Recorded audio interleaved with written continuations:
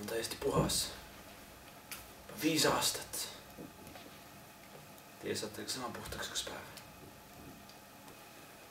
Aitäh, Krista. Nii, grupp. Täna meil on uus poiss külas. Ütleme kõik tere Hermanile. Tere, Herman! Kas sa palun räägiksid meile oma loo? Kuidas sa siia said?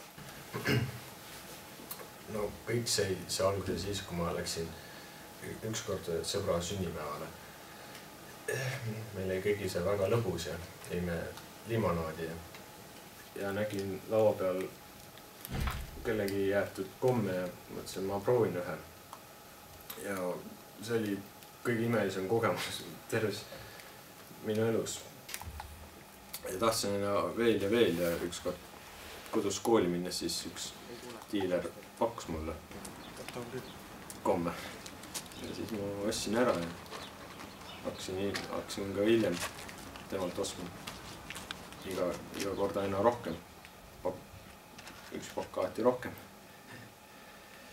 Ja hakkasin ka neid komme koolis sööma. Alguses oli kõik veel piiri peal, ma suutsin ikka õppida ja teemasid üles kirjutada, aga siis asi läks veel hullemaks, siis ma lihtsalt teeskasin kirjutamist, et ruttu veel natukene saada, et veel üks kogus kätte saada. Ma arvan, et keegi õnneks vist ei näinud mind, kui ma seal manustasin. Aga noh, asi läks hiljem hullemaks, sest et ma hakkasin ka puuduma, sest ma lihtsalt ei jõudnud kodus väljagi. Siis ma lihtsalt pidin neid aina võtma ja võtma ja võtma. Ja siis lõpuks visati mind liigsete põhjuseta puudumiste pärast koolist üldse välja. Aga noh, ega ma siis sellest targem ei olnud.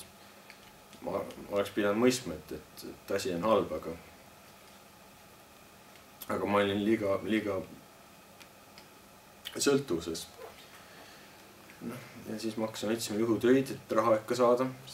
Kuidagi on vaja osta.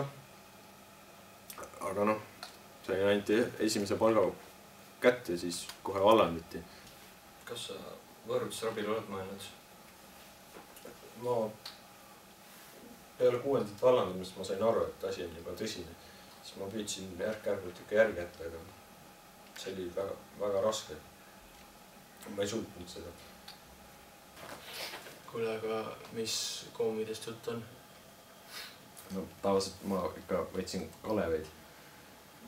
Aga noh, vahest ka tutikruttisi, kui ma kaleveid kiiresti kätte ei saanud. Kuule, kas sa ei arva, et sa oled natuke vales kohas äkki? Mis mõttes? Mine vaata, mis ukse peal kirjas on.